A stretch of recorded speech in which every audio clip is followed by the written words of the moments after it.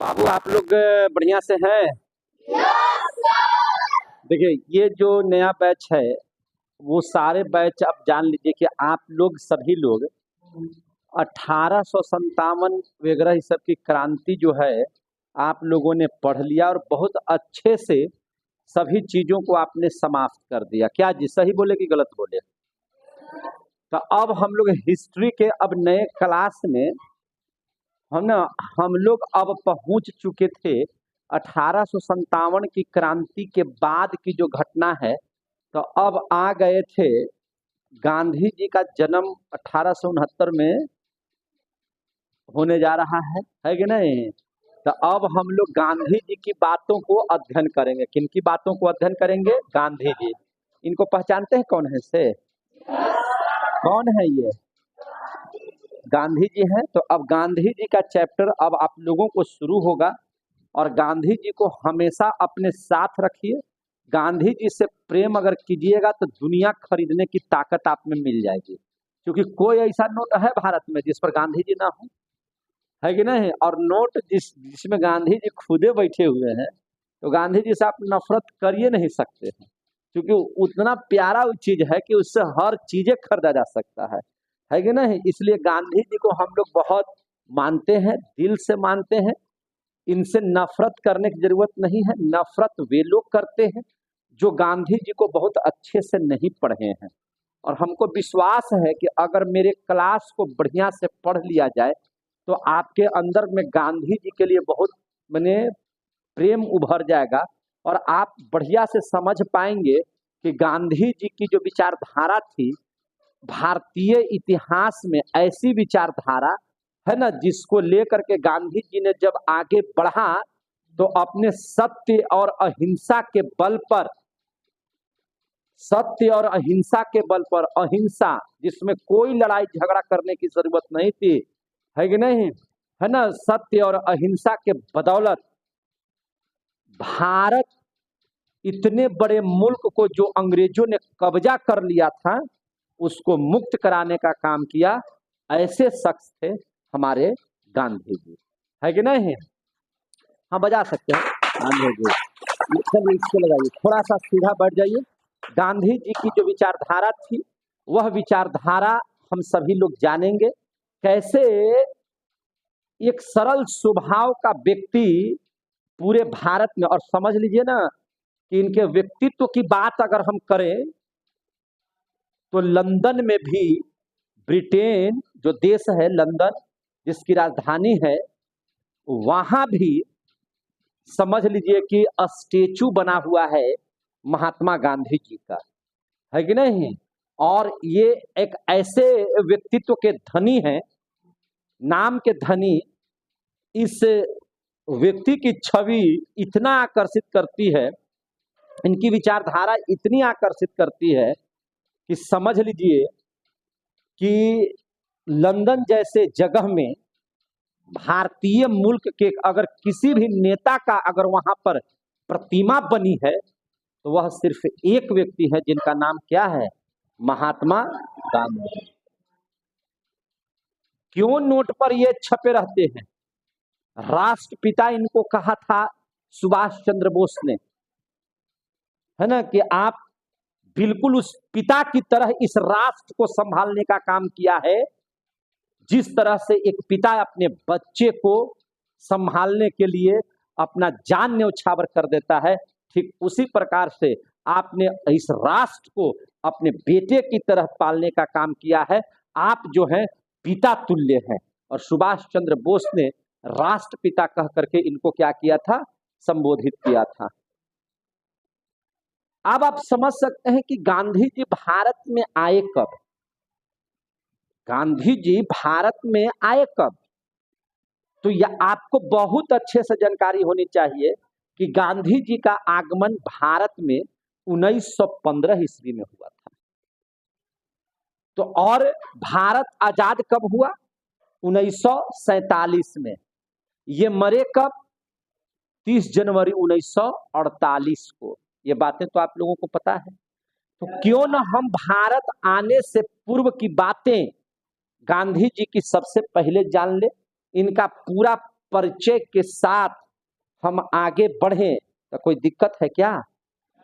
आज एक झलक हम आपको यहाँ पर दे रहे हैं। कल से क्लास मेरा इस पर बहुत अच्छे से, बहुत ढंग से आप सभी के बीच में चलेगा और हम उम्मीद करते हैं आप तमाम बच्चों को कि आप जो है एक भी दिन क्लास मिस नहीं कीजिएगा, है ना। 3 से 4 दिन नहीं, माने 3 दिन या 4 दिन मैक्सिमम मानिए ना, क्लास आपका पूरा गांधी जी के बारे में हम समाप्त कर देंगे। और अगर आप इस क्लास को बढ़िया से कर लेंगे तो हम समझते हैं कि न सिर्फ आप गांधी जी को समझ ही पाएंगे, बल्कि जितने भी एग्जाम होते हैं गांधी जी से अगर क्वेश्चन आता है, चाहे वह बीपीएससी ले लीजिए, सीजीएल ले लीजिए, रेलवे का ले लीजिए, या किसी भी एग्जामिनेशन में अगर गांधी जी से प्रश्न आता है, उन सारे प्रश्नों को आप सोल्व कर लेंगे, ऐसा मेरा विश्वास है कि नहीं? तो आप बढ़िया से देखेंगे, गांधी जी की एक एक बात को समझने का प्रयास करेंगे, है ना। सबको को पता है कि 2 अक्टूबर, है ना, गांधी जी का जन्म हुआ था कितना तारीख को? 2 अक्टूबर 1869 ईस्वी में। कितना ईस्वी में? 1869 ईस्वी में पोरबंदर में हुआ था। और यह पोरबंदर कहाँ है? तो गुजरात में है। समझे कि नहीं? गुजरात में है। और बढ़िया से इस बात को समझने के लिए उसी गुजरात की बात कर रहे हैं जिस गुजरात से, है ना, एक ऐसा शख्स जिसने भारत के तत्कालीन अभी जो प्रधानमंत्री हमारे हैं वर्तमान में, है ना, वो प्रधानमंत्री गुजरात से ही आते हैं। और यह गांधी जी भी, गांधी जी जो थे वो गुजरात से ही आते थे। बात समझ में आ गई? जब 2 अक्टूबर 2 अक्टूबर 1869 की बात करते हैं तो निश्चित तौर पर से आप अगर इस बात को भी जान लीजिए कि अगर 400 साल पहले चले जाएं, तो अगर 400 साल अगर बैक में हम चले जाते हैं तो यह तारीख बनती है 1469। और उस दिन सिखों के गुरु नानक जी का भी जन्म हुआ था। तो आप लोगों को दोनों हम तालमेल बना दिए कि 1469 में सिखों के गुरु किनका जन्म हुआ था? गुरु नानक जी का जन्म हुआ था। और ठीक 400 साल के बाद 1869 का वो सन था, है ना, 2 अक्टूबर का वो दिन था जिस दिन किसी को पता नहीं था कि एक ऐसे शख्स का जन्म होगा, है ना, जो भारत माता जो जंजीरों से जकड़ी हुई है, भारत माता जो अंग्रेजों का गुलाम बन चुकी है, अंग्रेज जो है से अत्याचारी अंग्रेज जो पूरे भारत को अपना जो है से बिजनेस का अड्डा बना लिया है, भारतीयों को जो है से सिर्फ वो तंग करने का जरिया बना लिया है, उससे मुक्ति दिलवाने के लिए उसी पोरबंदर जगह से एक इंसान का जन्म हुआ है जिसका नाम गांधी है ना। गांधी की उपाधि उसको उनको दिया गया। इनका नाम जो था बचपन में, उनका नाम था मोनियो। क्या नाम था? मोनियो। मोनियो से ये क्या बन जाते हैं? मोहन बन जाते हैं। क्या बन जाते हैं? मोहन बन जाते हैं। इनके पिताजी जो थे, इनके पिताजी का नाम था करमचंद गांधी। क्या नाम था? करमचंद गांधी। और वे दीवान के पद पर थे। करमचंद गांधी जो इनके पिताजी जो थे वो दीवान के पद पर थे अंग्रेजों के। यानी कि जितना धन आता था, है ना, अंग्रेजों के पास, उसका देख रेख करना, उसका हिसाब करना, है ना, इनके फादर का काम हुआ करता था। आप समझ सकते थे कि ये गरीब फैमिली से बिलोंग नहीं करते थे। समझ में आ गई बात? इनकी माता जो थी वो पुतली बाई थी। कौन थी? पुतली बाई। और इनके जो पिताजी जो थे उनकी चौथी पत्नी थी पुतली बाई। ये जो पुतली बाई जो गांधी जी की माँ थी, है ना, वो कैवा पत्नी थी? चौथी पत्नी इनके पिता का। और यही नहीं, चौथी पत्नी ही नहीं, और उस चौथी पत्नी के ये चौथी संतान थे। समझे कि नहीं? करमचंद गांधी जी की चौथी पत्नी के चौथे लड़के के तौर पर जन्म हुआ था। किनका? गांधी जी का। आ गया समझ में? इनकी जो पत्नी थी, गांधी जी का जो विवाह हुआ था, इनका विवाह हुआ था कस्तूरबा गांधी से। और वो भी, है ना, कम उम्र में इनकी शादी हो चुकी थी। और इनके 4 पुत्र हुए। कितने पुत्र हुए? 4 पुत्र। गांधी जी के 4 बच्चे हुए। एक का नाम था हरिलाल गांधी। क्या नाम था उनका? हरिलाल गांधी, जिनका जन्म 1888 ईस्वी में हुआ था, इनके पहले पुत्र का। इनका जो दूसरा पुत्र था उनका नाम आप लोग बताइए। इनका जो दूसरा पुत्र था उनका नाम था मनीलाल गांधी। क्या नाम था? मनीलाल गांधी। नाम याद रहेगा? सबको लिखवा भी देंगे। मनीलाल गांधी, जिनका जन्म 1892 ईस्वी में हुआ था। कब हुआ था? 1892 ईस्वी में हुआ था। इनके जो तीसरे पुत्र थे उनका नाम था रामदास गांधी। क्या नाम था? रामदास गांधी। और उनका जन्म जो हुआ था 1897 ईस्वी में हुआ था। और इनके सबसे छोटे लड़के जिनका नाम था देवदास गांधी। क्या नाम था? देवदास गांधी, जिनका जन्म 1900 ईस्वी में हुआ था। कब हुआ था? 1900 ईस्वी में। तो इनके कितने लड़के हो गए? 4। कितने लड़के हो गए? 4। पहला बोलिए हरिलाल गांधी, दूसरा मनीलाल गांधी। पहला पहला फिर से बोलिए हरिलाल गांधी, दूसरा मनीलाल गांधी, तीसरा जो हो गया रामदास गांधी, और चौथा देवदास गांधी। कितने बच्चों को याद हो गया है ना? तो फिर से आप लोग बोल दीजिए एक बार। हरिलाल, मनीलाल, हरिलाल, मनीलाल, रामदास, देवदास। क्लियर हो गए? 88, 92, 97, 1900। मैंने 92 का मतलब क्या? 88 का मतलब क्या? 1888, 1892, 1897 और 1900। समझ में आ गई बात? तो ये था इनका। ये गांधी जी का जो नाम था, गांधी जी का, हम अभी आपको ऐसे ही एक ट्रेलर दिखा रहे हैं, समझे कि नहीं? बाकी सारी बातें हम कल करने वाले हैं, आज नहीं, है कि नहीं? तो इनका बचपन का नाम मैंने कहा था मोनियो। मोनियो से ये क्या बन गए? मोहन। और जब पिता का नाम इनके साथ जुड़ गया तो ये बन गए मोहनदास करमचंद गांधी। क्या बन गए? मोहनदास करमचंद गांधी। क्लियर हो गया है ना? और ये जो आपको बताते हैं, इनकी जो पढ़ाई लिखाई हुई छोटा छोटा क्लास में जो है से अपने ही देश में हुआ, लेकिन ये पढ़ाई करने के लिए कहाँ गए हुए थे, इसके बारे में चर्चा करेंगे। इसके पहले आप जान लीजिए कि इनको महात्मा भी कहा जाता है। क्या कहा जाता है? महात्मा। और महात्मा इनका टाइटल जुटा था 1917 में, जब भारत में ये आंदोलन किए थे तब, 1917 में। और महात्मा जो शब्द था, वो शब्द अगर माने किसने दिया था? तो रविंद्रनाथ टैगोर ने। किन्होंने दिया था? रविंद्रनाथ टैगोर ने। रविंद्रनाथ टैगोर और महात्मा गांधी की दोस्ती बहुत थी। मैंने बहुत अच्छा पढ़ता था उन लोगों को। रविंद्रनाथ टैगोर को ये गुरुजी कह करके बुलाते थे, है ना? गुरुजी। और महात्मा कहते थे। रविंद्रनाथ टैगोर गांधी जी को क्या बोलते थे? महात्मा, है कि नहीं? कैसे हुआ ये पूरी कहानी हम आपको बताएंगे। वे महात्मा बनने की पूरी कहानी आपको समझ में आ जाएगी। यही नहीं, महात्मा गांधी जो थे, महात्मा जो शब्द आया वो रविंद्रनाथ टैगोर ने दिया था। वहीं पे राष्ट्रपिता कहा था किन्होंने? सुभाष चंद्र बोस ने। और बापू इनको कहा जाता है। बापू, इनको क्या कहा जाता है? बापू। देखिए, ये क्वेश्चन नहीं आता है कि बापू इनको किसने कहा था, क्योंकि इसमें संशय वाली बात है। कहीं कहीं किताबों में आप देखिएगा तो जवाहरलाल नेहरू के द्वारा इनको शायद बापू कहा जाता था, है ना? किसी किताब में पढ़ने को मिल जाता है कि सरोजनी नायडू जो थी वो भी इनको बापू कह करके बुलाती थी। और यही नहीं, सदाकत आश्रम के जो बच्चे थे, है कि नहीं, वो भी इन्हें बापू कह करके बुलाते थे। इसीलिए यह जो बापू वाला नाम है कि कौन कहते थे, कंफ्यूजिंग का चीज रह गया। इसीलिए इनको बापू किसने कहा था, यह प्रश्न आज तक किसी एग्जाम में नहीं आए। साधारण एग्जाम में आए होंगे तो आप जवाहरलाल नेहरू, सरोजनी नायडू या सदाकत आश्रम के बच्चे भी लिख दीजिएगा तो काम चल जाएगा। कोई दिक्कत है तो बोल दीजिएगा हमको। समझ में आ रही है सारी बातें? तो आपको पता होगा कि क्लास हम लोगों को मिस नहीं करना है। मजा आ रहा है सुनने में आप लोगों को?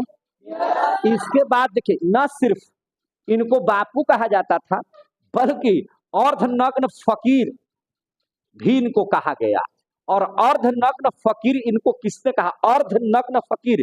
क्योंकि एक चीज आप समझ सकते हैं कि इतना पैसे वाला जिसका बाप खुदे जो है दीवान के पद पर हो, है ना, एकदम कैशियर हो जिसके पिता, और उसका बच्चा जो है से एक ही धोती में पूरी जिंदगी अपनी बिता दी, भैया ये कैसे होगा? ये सबकी कहानी हम आपको बताने वाले हैं कि वो धोती में ही आपको क्यों दिखाई दिए, एक ही धोती में ही अपने जीवन को क्यों व्यतीत किए। ये पूरी कहानी आप लोगों को हम सुनाएंगे, सिर्फ आप लोग क्लास कीजिए, आपको होगा। तो अर्धनग्न फकीर जो है, तो अर्धनग्न फकीर में भी दो नाम आते हैं। एक चर्चिल का नाम आता है, ब्रिटेन प्रधानमंत्री चर्चिल है कि नहीं, तो वो चर्चिल का भी नाम आता है, और एक फ्रैंक मोरिस है ना, उनका नाम आता है। तो ये जो नाम था अर्धनग्न फकीर जो थे, जब द्वितीय गोलमेज सम्मेलन हुआ था, याद रखिएगा, हम उसके ही बारे में बात करेंगे। गोलमेज सम्मेलन, द्वितीय जो गोलमेज सम्मेलन हुआ था, उस समय है ना फ्रैंक मोरिस के द्वारा इनको क्या कहा गया था? अर्धनग्न फकीर कहा गया था। लेकिन जो चर्चिल था, ये तो इनको देशद्रोही फकीर कहता था। चर्चिल क्या कहता था इनको? देशद्रोही है ये देशद्रोही फकीर है कि नहीं? खिस खिस में कहिए या जैसे भी कहिए, है ना, इनको कहता। उस सारी बातें बताएगी, कब कहा था, किस स्थिति में इनको कहा था, ये पूरी बात आपको आगे के फिल्मों में मिलेगा। मैंने फिल्म का मतलब कि आगे की पढ़ाई में, है कि नहीं? इसके बाद अगर हम लोग आगे जाते हैं, तो इनको एक और नाम दिया गया था, और इनका नाम था वन मैन बाउंड्री फोर्स। क्या नाम था इनका? One man boundary force. हुआ यूं था कि 47 में भारत आजाद हुआ था, और 1947 से पहले 1946 में मुस्लिम लीग के द्वारा, याद रखिएगा, किसके द्वारा? मुस्लिम लीग के द्वारा। समझ में आ रही है बात ना? क्योंकि मुस्लिम लीग जो है प्रत्यक्ष कार्रवाई के लिए जो आंदोलन कर दिया था, प्रत्यक्ष कार्रवाई दिवस मनाने के फेर में जब वहां पर कत्लेआम मचा रहा था, लड़ाई झगड़ा कर रहा था, तो उसी 1946 में हिंदू और मुसलमान इस कदर बिखर गए थे कि दोनों एक दूसरे के जान के प्यासा थे, है ना। मुस्लिम लीग के द्वारा जो प्रत्यक्ष कार्रवाई की गई थी, जिसमें मुस्लिम लीग का एक भी कैंडिडेट जीत नहीं पाया था, और उसने ऐसा किया कि लोगों के दिल में दहशत पैदा करने के लिए हिंदुओं के साथ, है ना, मारकाट शुरू किया। तो फिर हिंदू भी उनके साथ मारकाट शुरू किए। तो ये दंगा की जब स्थिति हुई थी, तो उस समय मात्र सिर्फ एक व्यक्ति थे, महात्मा गांधी, जिन्होंने किसी से बिना डरे, है ना, सभी को शांत कराने के लिए अपनी पूरी ताकत लगा दी। क्योंकि मुसलमान भी गांधी को उतना ही प्यार देते थे, और हिंदू भी गांधी को उतना ही प्यार देते थे। इसलिए इनके अंदर में किसी के लिए डर भय नहीं था। इसीलिए इनको क्या कहा जाता था? वन मैन बाउंड्री फोर्स कहा जाता था। और ये किसने कहा था? तो उस समय की स्थिति को देख करके लॉर्ड माउंटबेटन ने कहा था कि इस देश में एक व्यक्ति है जो वन मैन बाउंड्री फोर्स की तरह काम कर रहा है। तो उसी के इस बात को कहे जाने की वजह से महात्मा गांधी को वन मैन बाउंड्री फोर्स भी कहा जाने लगा। समझ में आ रही है बात? ये सब ट्रेलर चल रहा है, मैं बार बार इसको बता रहा हूं। इसके बाद इनका एक और नाम है मलंग बाबा। क्या नाम है इनका? मलंग बाबा। और अपने धुन के पक्के लोगों को मलंग कहते हैं, किसी से कोई मतलब नहीं है, मलंग है ये, है ना। मलंग बाबा है, मलंग बाबा है, मस्त मौला आदमी है, मस्त मौला, अपने धुन का पक्का आदमी है, मलंग बाबा है कि नहीं? तो गांधी जी को मलंग बाबा किसने कहा था? तो गांधी जी को मलंग बाबा कहा था खान अब्दुल गफार खान ने। किसने कहा था? खान अब्दुल गफार खान ने। जो धुन के पक्के व्यक्ति होते हैं उनको मलंग बाबा कहा करते थे हम लोग। अगर मेरी बात इतनी समझ में आ रही है तो आप समझ सकते हैं कि गांधी जी का जो चैप्टर है कितना आनंदायी माहौल में, इतना मजा आने वाला है जिसका अंदाजा लगाना मुश्किल है। समझ में आ रही है बात? अब कल मिलेंगे, शुरू से मिलेंगे, गांधी जी के पहले क्लास से मिलेंगे। तब तक के लिए जय हिंद, जय भारत, जय गांधी जी।